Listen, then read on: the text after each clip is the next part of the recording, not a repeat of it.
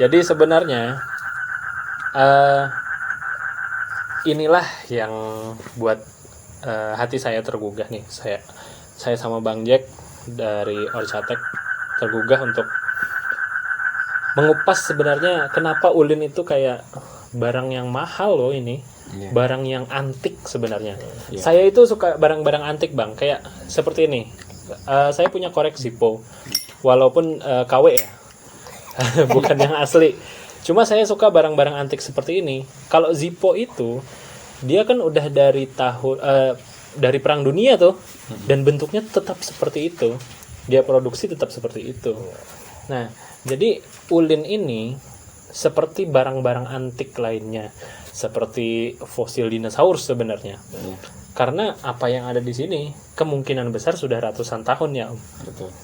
Nah, filosofi orang, maksudnya orang mengetahui ulin secara umum bahwa mungkin orang taunya ulin itu kayu yang udah punah sekarang, hampir punah.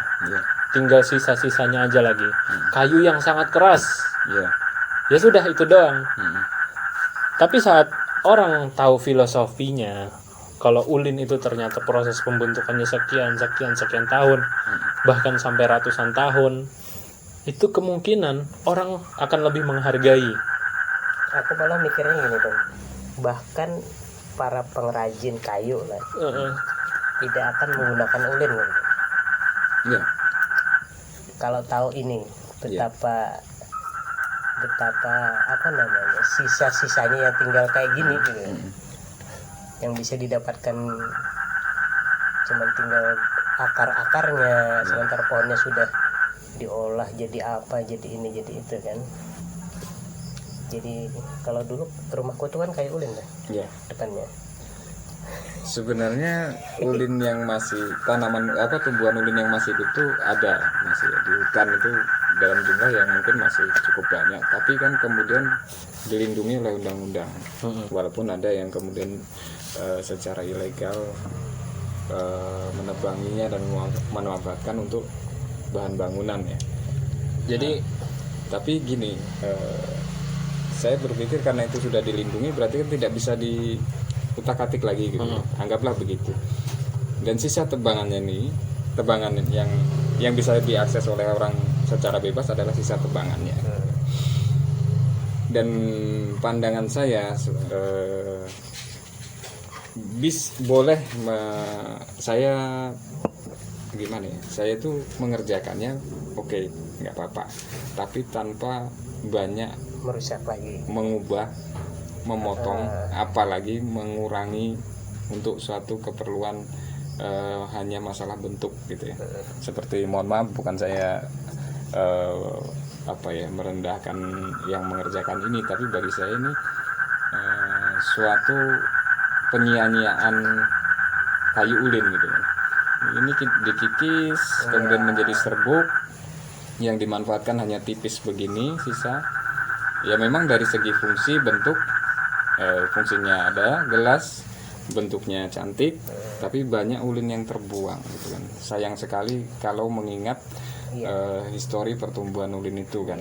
Jadi sayang sekali gitu. Saya lebih memilih bagaimana bentuknya sebisa mungkin jangan diubah-ubah, kecuali untuk sesuatu yang nggak bisa dihindari. Misalnya ini harusnya bisa berdiri, tapi dia nggak bisa berdiri, bawahnya harus diratakan. Nah, itu aku nganggapnya klien sampean ini sebenarnya adalah kolektor ya. Artinya bukan orang yang mau beli ulin dibikin kayak gini. Mas Andiko bisa bikinkan ulin asbak kayak gini. Terus terang untuk asbak pun saya sudah berhenti sebenarnya. Ini adalah produk lama. Karena apa? Kita lihat ini. Kita menaruh abu di dalamnya, belum nanti bara api di sini, itu merusak kayu itu sebenarnya. Betapa. Iya. Betapa apa namanya? Terus terang ada beberapa orang yang pesan saya untuk dibuatkan asbak karena mereka melihat punya orang yang membeli dari ini ya, saya asbak-asbak yang dominan bentuk alaminya dipertahankan gitu ya. Tapi saya bilang saya nggak buat lagi, maaf. karena penghargaan. Bahkan saya menyesal sudah membuat ini. Sungguh. Ini punya teman saya minta diperbesar lubangnya. Ini tertahan di sini, nggak saya besarin sampai sekarang. Iya. Karena merusak ya yang aslinya. Menyia-nyiakan gitu misalnya. Tapi Om, selain kolektor nih, kan sebagai masyarakat biasa ya, yang mungkin saya melihat barang ini bagus, ada ketertarikan misal saya mau membeli barang ini, dan itu pun bisa dijangkau kan, maksudnya bagi saya orang-orang ya anggaplah orang biasa gitu kan. Kalau untuk pasaran harga Om yang Bicara ibarat standar harga nih. iya bicara standar harga aja, kira-kira berapaan Om nih? Soalnya kan ini buat pajangan bagus banget nih. Ya. Nah inilah sulitnya berbicara harga dengan seorang yang hatinya itu ya sudah terjun ke seni ya. Jadi entah itu pelukis, ini nyata ini teman saya pelukis. Ketika ditanya harga, mungkin dia sudah punya gambaran di kepala sekian gitu. Tapi untuk mengungkapkan ke seseorang yang berminat itu berat. Apalagi kalau itu sudah punya relasi teman dekat, terus tahu tingkat kemampuan teman itu, dia udahlah terserah aja gitu kan. Nah, tapi kalau kita bicara ke nilai ekonomis sebenarnya ya nilai barang seni itu bisa ada yang mengatakan tidak terhingga. Jadi ketika orang suka berapapun dia bayar gitu kan. Rasa sayangnya itu lah yang membuat jadi Ya, baiklah. Oke. Kemudian betul. Terus Memang benar kalau untuk seni. Tapi di luar dari itu, pokoknya saya ingin memiliki dan Anda harus mematok harga nih misalnya sebagai penjual pembeli. Misalnya saya ditanya ini yang seperti mirip burung ini. Kalau dirasa-rasa mungkin saya tidak akan lepas di bawah 9 juta gitu. Di bawah 9 juta ya. Kalau untuk yang biasa nih.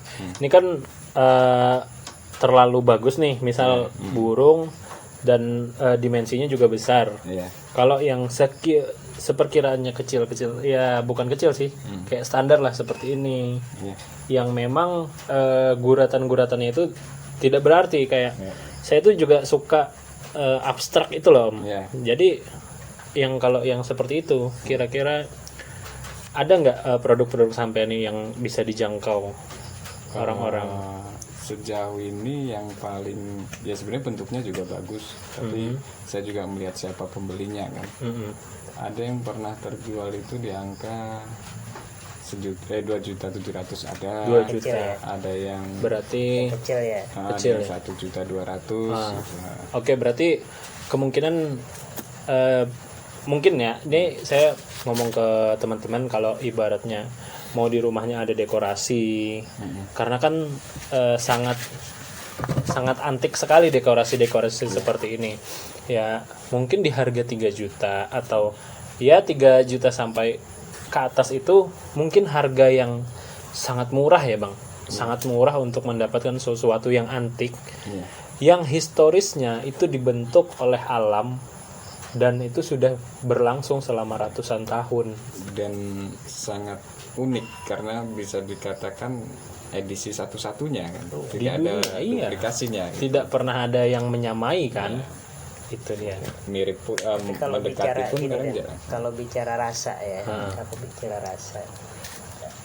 Aku dulu pernah melukis waktu kuliah ya, saya melukis dan bahannya juga kertas karton biasa.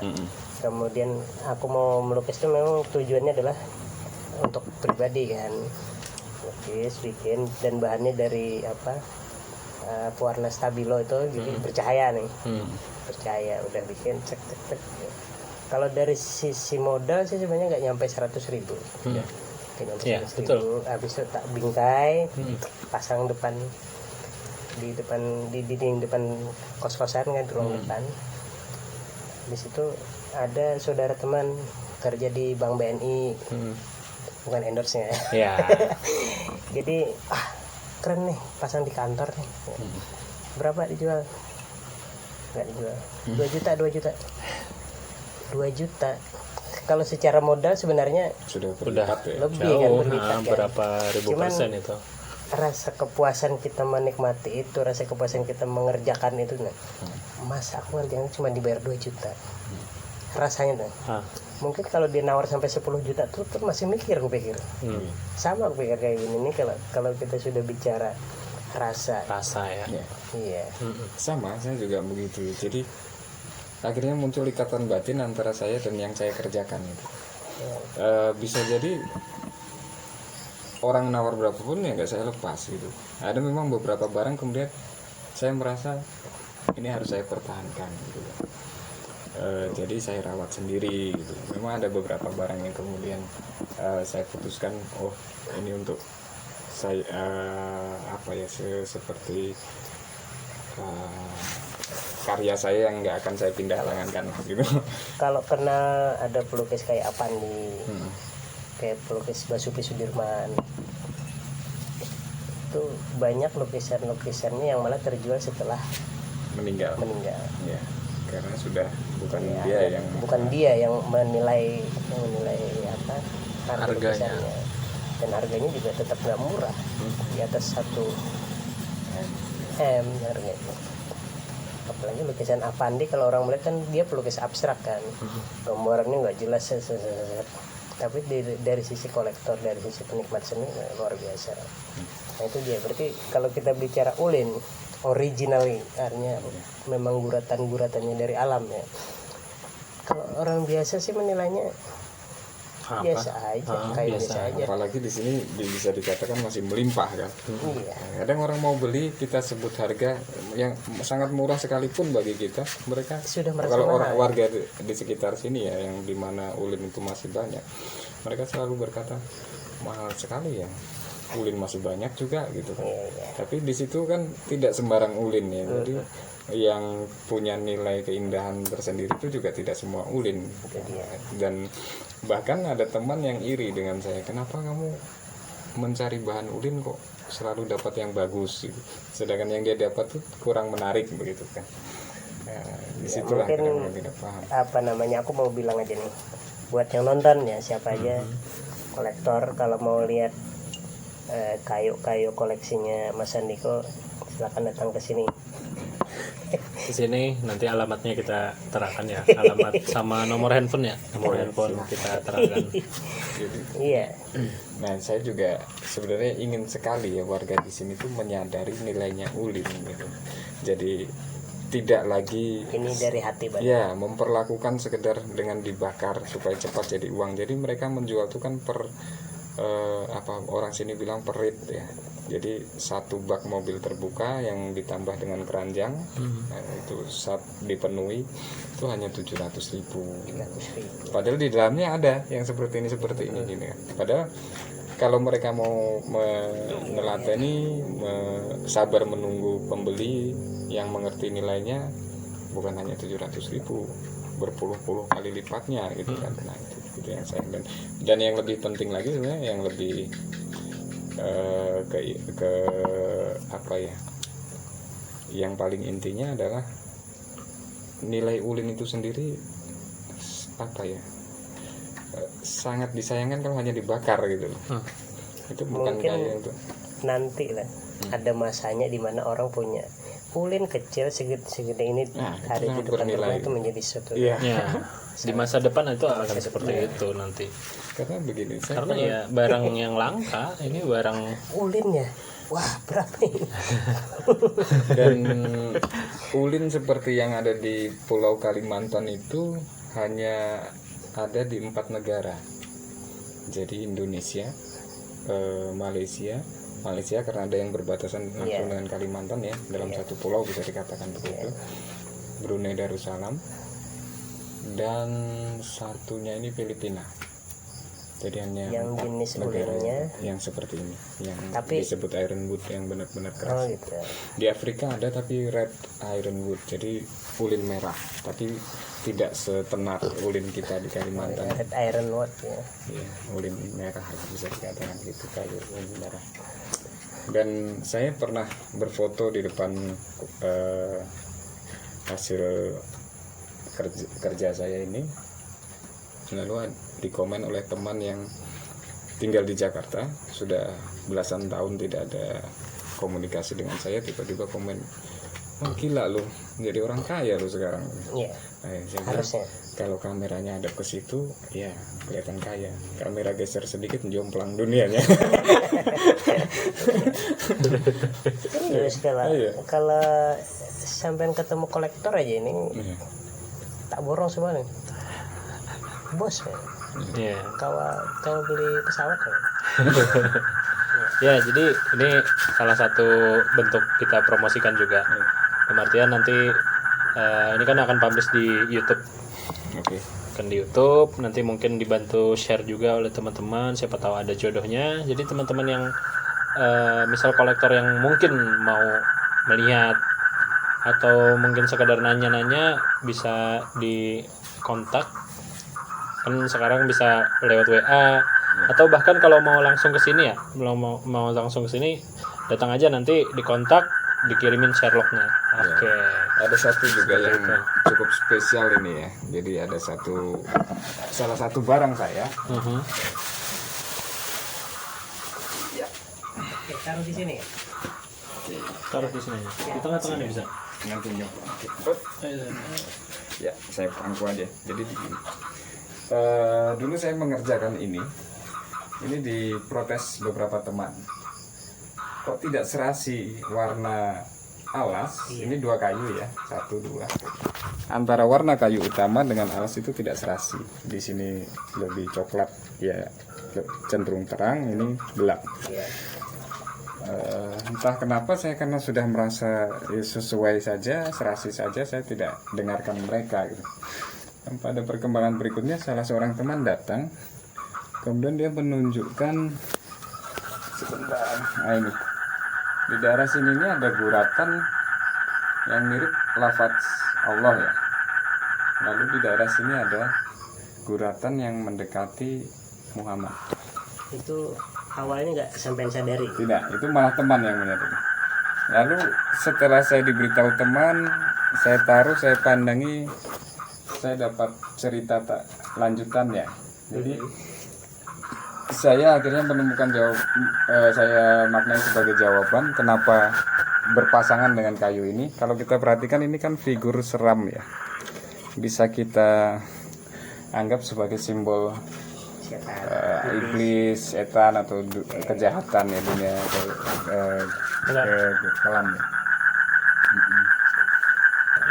Jadi akhirnya menjadi suatu cerita bahwa kuasa ilahi membuat iblis tidak berdaya, sehingga wajahnya pun ini kan wajahnya menghadap ke bawah sampai tersungkur di lantai gitu, ke tanah. Nah ini yang saya punya harapan bisa terjual melalui suatu lelang, dan tentu saja hasil lelangnya tidak semua untuk saya, sebagiannya tidak perlu saya sebutkan, dan juga tidak kecil yang nanti akan saya teruskan ke mereka yang sangat memerlukan. Jadi bagi saya tidak punya andil besar kan dalam terciptanya barang ini. Ini kan ciptaan yang maha kuasa ya. Saya hanya kemudian bertemu dengan ini, saya bersihkan, saya padukan dengan kayu lain, dan jadilah ini. Jadi andil saya itu tidak ada apa-apanya gitu. Jadi bagi saya ketika ini bisa dijadikan dinilai menjadi ditukar dengan sejumlah uang gitu ya, itu saya bukan hak saya sepenuhnya, tapi sebagiannya adalah hak orang-orang yang sungguh memerlukan, makanya harus saya lanjutkan ke mereka gitu. Jadi ini tadi saya bilang ini yang menyerupai lafaz itu daerah sebentar ya.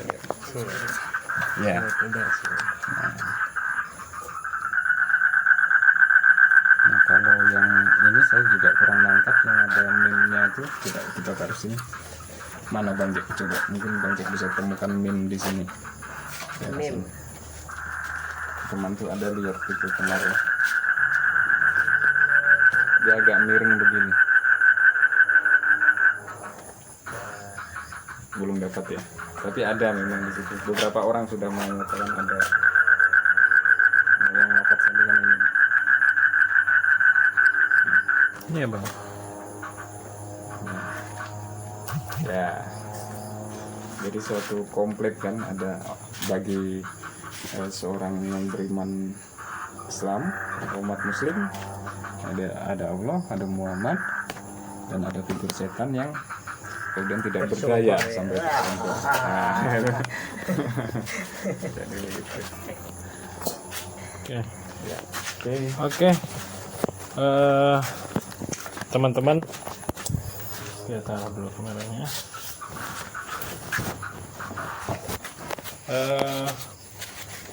Jadi mungkin malam ini cukup ya Om. Bang Jack. Nanti mungkin kita ada episode lain. Walaupun tidak selalu membahas ulin. Ini mungkin kita sedikit mengupas lagi tentang ya nanti mungkin ke depan kita akan bahas tentang apa namanya? Anggrek. Ya. anggrek ya, anggrek di sini bagus juga. Anggrek. Tapi belum ditampilkan di kamera. Nanti video selanjutnya sambil kita ngopi ya di kesempatan selanjutnya. Oke. Boleh. Sini lagi. Kita ngopi dulu. Boleh. Saya ada sedikit, boleh. Tapi saya duluan habis. Haus. Saya haus. Kopi itu bukan tentang haus. Oke. Sebentar, ada air minum itu lupa saya. Nggak usah. Udah, nggak usah. Enggak. Gimik aja, gimik.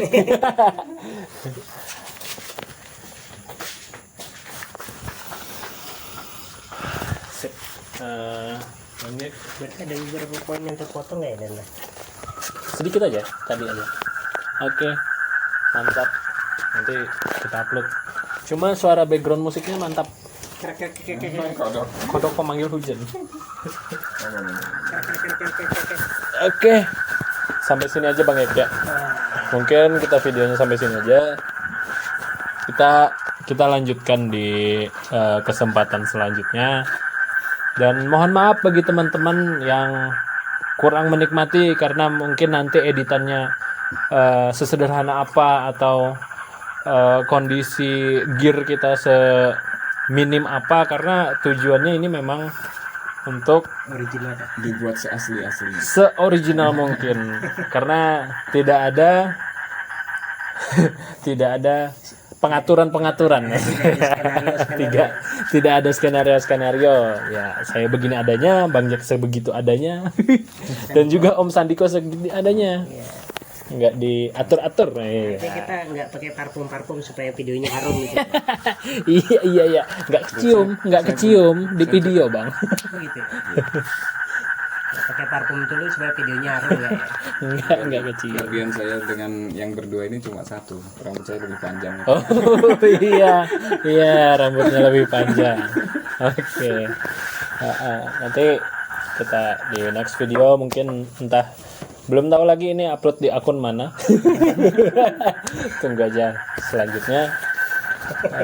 Terima kasih bagi yang menonton, bagi yang berkenan untuk membantu Om Sandiko supaya memasarkan saya bilang barang-barang unik ini, barang-barang antik ini. Boleh Menyelamatkan ulin. iya, dan menyelamatkan ulin. Boleh di-share videonya ke orang-orang terdekat. Bagi yang mau beli boleh nanti dikontak Om Sandiko langsung. Siap. Oke. Salam sukses semuanya. Bye bye. Bye. Bye bye. Thank you. Dah.